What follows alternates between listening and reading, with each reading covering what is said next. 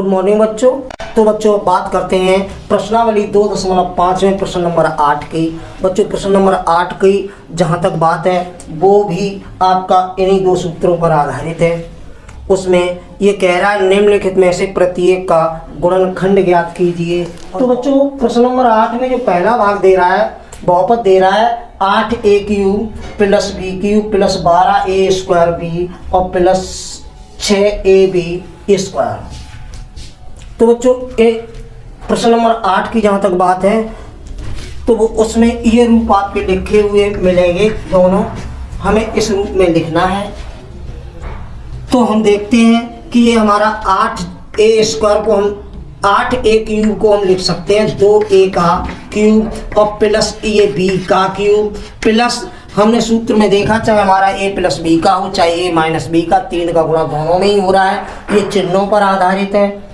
अगर सभी चिन्ह प्लस के लगे हैं तो हमें ये समझ लेना है कि हमारा a प्लस बी का होल क्यूब का रूप लिखा हुआ है। यदि माइनस चिन्ह लगे हैं तो हमें ये समझना है कि a माइनस बी के होल क्यूब का रूप लिखा हुआ है। तो 3 दोनों में है तो 3 तो होंगे ही गुणा दूसरी संख्या।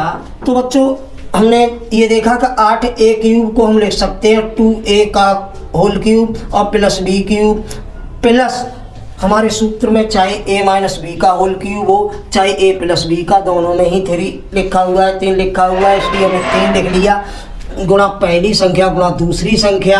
यानी कि हमने 6ab अगर कॉमन ले लें हम इसमें से तो हमारा क्या बचेगा, तो यहाँ से हमारा 2a बचेगा और प्लस यहाँ से b बचेगा क्योंकि 6ab कॉमन है।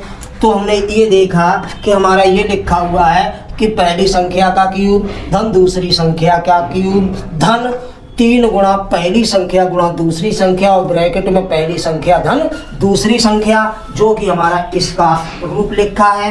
तो हम इसे लिख सकते हैं पहली संख्या धन दूसरी संख्या का होल क्यूब।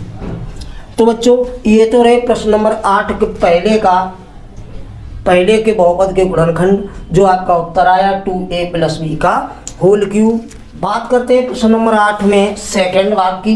तो बच्चों हमने ये देखा पहला प्रश्न जब देखा तो संख्याएं और दूसरे प्रश्न की बात करते हैं तो संख्याएं सेम हैं, वही हैं, केवल चिन्ह विपरीत हैं। तो जब हमने देखा कि यहाँ प्लस का था तो प्लस वाला आया है और माइनस का है तो यहाँ माइनस वाला आया है। करना कुछ नहीं है, केवल वैसे ही करना है जैसे पहला भाग किया था। हमने देखा इसे हम 2a का होल क्यूब लिख सकते हैं माइनस ये b का होल क्यूब है माइनस 3 तो होता ही है गुणा पहली संख्या और गुणा दूसरी संख्या हमारी यहाँ से क्लियर हो गई है।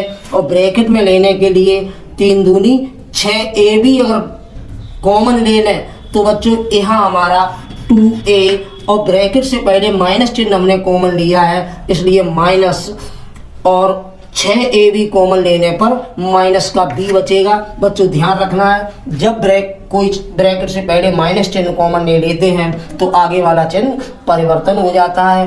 तो हमने यहाँ देखा कि हमारा ये पहली संख्या का क्यूब माइनस दूसरी संख्या का क्यूब माइनस 3 गुणा पहली संख्या गुणा दूसरी संख्या और ब्रैकेट में पहली संख्या माइनस दूसरी संख्या, अतः ये हमारा 2a माइनस b का होल क्यूब है। बच्चों इस प्रकार आपने प्रश्न नंबर 8 के पहले और दूसरा खंड देखा। बच्चों बात करते हैं प्रश्न नंबर 8 में तीसरे भाग की। तीसरे भाग में बहुपद दे रहा है आपका 27 minus 125a³ minus 135a plus 225a²। तो बच्चों जब माइनस चिन्ह लगा है तो ये तो निश्चित है कि हमारा a माइनस बी का होल क्यूब का रूप लिखा हुआ है। उसे बनाने के लिए देखिए 27 को हम लिख सकते हैं 3 का क्यूब माइनस 125 a को लिख सकते हैं 5a का क्यूब। बच्चों माइनस 3 हमारा होता है सूत्र में गुणा पहली संख्या और गुणा दूसरी संख्या। हमने अब गुणा करके देखा तो ये हमारा 5 तियाँ 15 15 तियाँ 45a हो गया है। तो बच्चों इन दोनों पदों से 45a कॉमन लेने पर 45 का भाग जब हम 135 में देंगे तो बच्चों 3 बार जाएगा, a कॉमन है और बच्चों ये माइनस प्लस चिन्ह लगा है, ब्रैक हम कॉमन ले रहे हैं माइनस इसलिए माइनस हो जाएगा और 45 का भाग 225 में देंगे तो बच्चों ये 5 बार जाएगा और ए बचेगा, क्योंकि ए हमारा कॉमन है। तो हमने ये देखा हमारा ये बन गया पहली संख्या का क्यूब धन दूसरी, हमने ये देखा ये बन गया कि पहली संख्या का क्यूब माइनस दूसरी संख्या का क्यूब माइनस 3 गुणा पहली संख्या गुणा दूसरी संख्या, ब्रैकेट में पहली संख्या माइनस दूसरी संख्या, यानी कि हमारा ये वाला रूप बन गया है। तो हम अब इसे ये लिख सकते हैं कि 3 - 5a का होल क्यूब। तो बच्चों तीसरे भाग का जो बहुपद दिया गया था तीसरा, उसके गुणनखंड हमारे 3 - a क्यूब आए हैं। तो इस प्रकार बच्चों आपने दोनों ही सूत्रों का प्रयोग प्रश्न नंबर 8 में देखा। प्रश्न नंबर 8 के जो चौथा और पांचवा भाग है वो एक्सरसाइज तौर पर आपके लिए है, आप उसे हल करेंगे और यदि कोई समस्या आती है तो हमें कमेंट करेंगे, हम उसका सॉल्यूशन आपको अवश्य उपलब्ध कराएंगे। पढ़ेंगे प्रश्न नंबर 9। प्रश्न नंबर 9 पर चर्चा करेंगे। तो प्रश्न नंबर 9 आपका कह रहा है कि सत्यापित कीजिए यानी कि सिद्ध कीजिए। प्रश्न नंबर 2 में 2 भाग हैं बच्चों। पहला भाग आपका ये है बच्चों, प्रश्न नंबर 9 में पहला भाग ये है, ये दे रहा है कि x³ + y³ बराबर x + y into x² - xy + y²।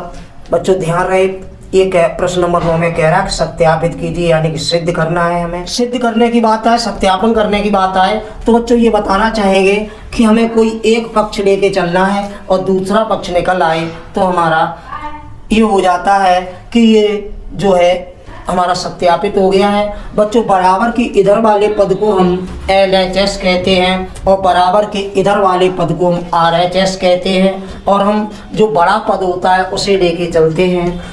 तो हम यहाँ पर सत्यापित करने के लिए RHS लेके चलेंगे। RHS बराबर बच्चों ध्यान रखना है कि हमारे बराबर के इधर वाला जो होता है वो RHS होता है, क्योंकि हमारा ये राइट हैंड ऑफ साइड है। RHS की full form right hand of side, और इधर बराबर के इधर वाला पक्ष जो हमारा बायां हाथ होता है यानी कि लेफ्ट हैंड ऑफ साइड होती है। तो हम RHS लेके चलेंगे x + y into x² - xy और प्लस y²। तो बच्चों ये लेने के बाद हम अब क्या करेंगे कि इनका गुणा करेंगे। पहले x का गुणा पूरे ब्रैकेट में, फिर y का गुणा पूरे ब्रैकेट में। तो x इंटू x² - xy और plus y² plus y into x² - xy और प्लस y²। तो बच्चों ये हमने गुणा के रूप में लिख दिया है। पहले x फिर पूरा ब्रैकेट गुणा करने के लिए प्लस y फिर पूरा ब्रैकेट दूसरा वाला। अब हम इन ब्रैकेट को हटाएंगे, कोष्ठकों को हटाएंगे तो गुणा होगा।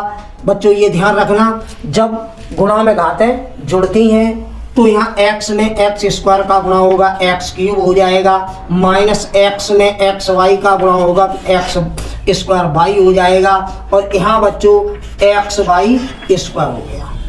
अब यहाँ चलते हैं बच्चों, तो प्लस का x² y और माइनस प्लस माइनस का गुणा माइनस होगा, xy² हो गया, और प्लस प्लस का गुणा प्लस, y में y² का गुणा करेंगे y³ हो गया है।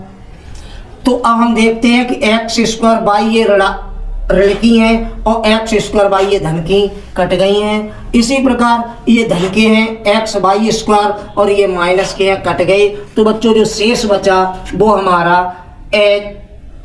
x³ और प्लस y³ है, यानी कि हम ये पक्ष लेके चले थे और जो हल करने पर जो हमारा बचा है वो हमारा दूसरा पक्ष है। तो हम इसे लिख सकते हैं LHS, यानी कि RHS बराबर LHS।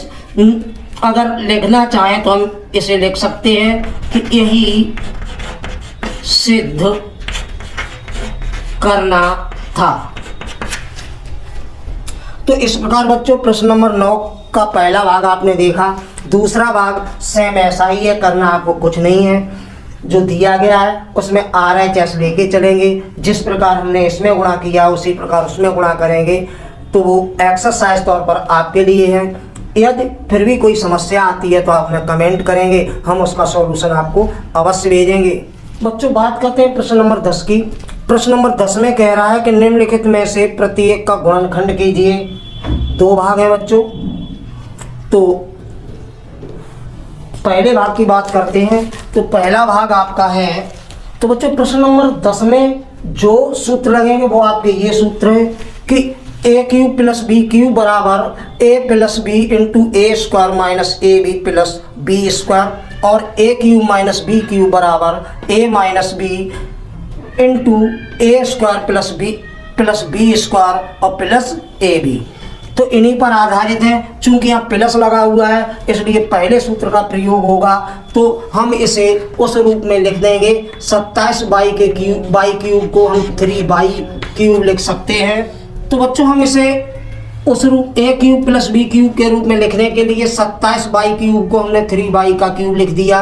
125 जेड क्यूब को हमने 125 जो है 5 का क्यूब होता है, तो इसे हमने 5 जेड का क्यूब लिख दिया।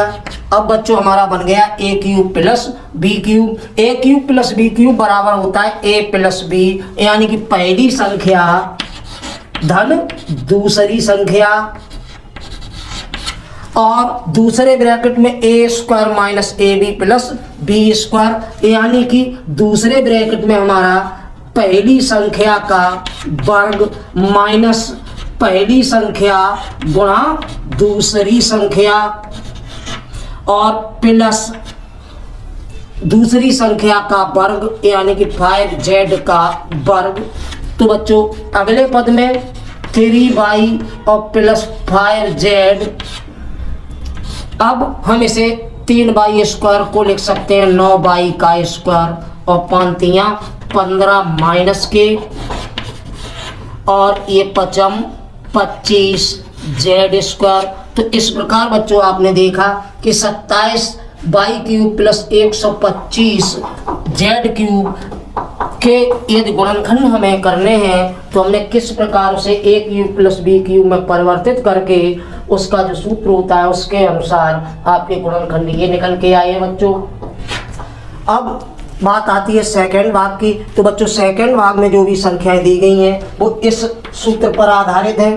आप उसे जिस प्रकार हमने इसे किया है ठीक उसी प्रकार आपको ये करना उस प्रश्न को हल करना है। यदि कोई समस्या आती है तो आप हमें कमेंट करिए, हम उसका सॉल्यूशन आपको अवश्य भेजेंगे। तो बच्चों बात करते हैं प्रश्न नंबर 11 की। प्रश्न नंबर 11 में कह रहा है कि गुणनखंड कीजिए। तो बच्चों प्रश्न नंबर 11 पे चर्चा करने से पहले हम एक सूत्र जो 11 में प्रयोग होगा वो आपका सूत्र है A cube plus B cube plus C cube minus 3abc बराबर पहले ब्रैकेट में बच्चों A plus B plus C और दूसरे ब्रैकेट में A square plus B square plus C square minus A B minus B C minus C A. इसे दूसरे रूप में भी पढ़ सकते हैं। याद करने के लिए यदि आपका इस रूप में लिखा गया है कि A cube plus B cube plus C cube minus 3abc, तो इसे हम याद करने के उद्देश्य से इस प्रकार भी पढ़ सकते हैं कि पहले ब्रैकेट में तीनों ही संख्याओं का योग, दूसरे ब्रैकेट में पहली संख्या का वर्ग धन दूसरी संख्या का वर्ग धन तीसरी संख्या का वर्ग माइनस पहली संख्या गुणा दूसरी संख्या और माइनस दूसरी संख्या गुणा तीसरी संख्या और माइनस तीसरी संख्या गुणा पहली संख्या। तो बच्चों प्रश्न नंबर 11 में आपको जो दे रहा है बहुपद है आपका। प्रश्न नंबर 11 में कह रहा था कि गुणनखंड ज्ञात कीजिए। बहुपद दे रहा है 27x cube plus y cube plus z cube minus 9x y z. तो इसे बच्चों इस सूत्र के रूप में लिखने के लिए हम इस प्रकार लिखते हैं कि हम 27x क्यूब को लिख सकते हैं 3x का क्यूब प्लस y का क्यूब प्लस z का क्यूब माइनस 3 होता ही है इंटू 3x पहली संख्या गुणा दूसरी संख्या और गुणा तीसरी संख्या। तो इस प्रकार बच्चों हमारा ये a cube plus B cube plus C cube minus 3abc का ये रूप हो गया है। अब हमें इसे विस्तार रूप में लिखना है। तो ठीक उसी प्रकार पहले ब्रैकेट में तीनों संख्याओं का योग होता है। तो पहली संख्या धन दूसरी संख्या और धन तीसरी संख्या। और दूसरे ब्रैकेट में पहली संख्या का वर्ग धन दूसरी संख्या का वर्ग और धन तीसरी संख्या का वर्ग माइनस पहली संख्या गुणा दूसरी संख्या माइनस दूसरी संख्या गुणा तीसरी संख्या और माइनस तीसरी संख्या गुणा पहली संख्या। तो बच्चों हमने देखा कि हमारा 3x प्लस वाई और प्लस जेड इंटू, अब हम इसे 3x स्क्वायर को 9x square plus y square और plus z square minus 3x y और minus y z minus 3x z हो जाएगा। तो बच्चों इस प्रकार आपने प्रश्न नंबर 11 जो देखा वो बहुपद दिया गया था, उसके गुणनखंड आपके ये निकल के आए। इस प्रकार इसे हल करेंगे।